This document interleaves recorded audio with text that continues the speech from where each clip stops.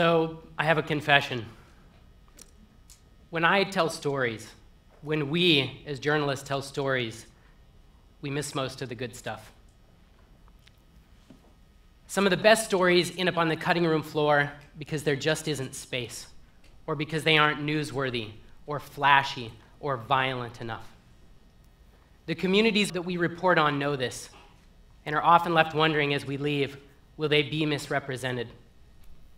This is the nature of our business. We have to cut and flatten and simplify incredibly complex worlds so they fit between car advertisements in the pages of our ever-shrinking print publications. Now, I know that when I'm telling a story about a people or a place, that my job as a journalist is not to tell every story of every person in a community. But when I go really deep, when I return enough times to see beyond the statistics and obvious stories, when I have to look back into the eyes of the same people after they have seen themselves on our websites or in the pages of our magazines, I want so badly to give them more of a voice. As a photojournalist who has been working on the Pine Ridge Indian Reservation for the past 7 years, I have struggled with this. But I now believe that at the end of my year here at Stanford as a fellow, that I have a solution for this dilemma of representation, a solution for both the communities and the publications. I have been lucky to find collaborators in this endeavor in Jonathan Harris and his editorial director, Annie Corial.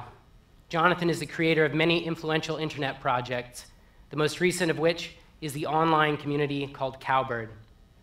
Together, we plan to connect collections of community-generated stories to mainstream media publications through cowbird.com, a visionary storytelling platform that can be customized and embedded in big media websites.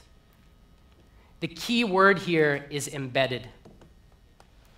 Ultimately, for me, this project is not about designing a digital platform.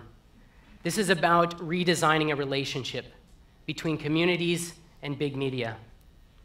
Crowdsourced and community-generated story sites already exist, but none thus far have been designed to plug directly into multiple big media websites.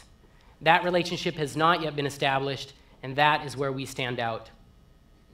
We plan to create networks of local storytellers on Cowbird and connect them to powerful, popular idea makers, starting with National Geographic and moving on to other news and feature publications.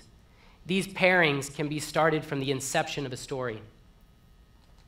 Our first test case is my story about the Oglala Lakota on Pine Ridge that will run as a cover story in National Geographic this summer. These are a people who have always felt misrepresented by the media. National Geographic has been visionary in allowing us to co-launch a community collection on their website.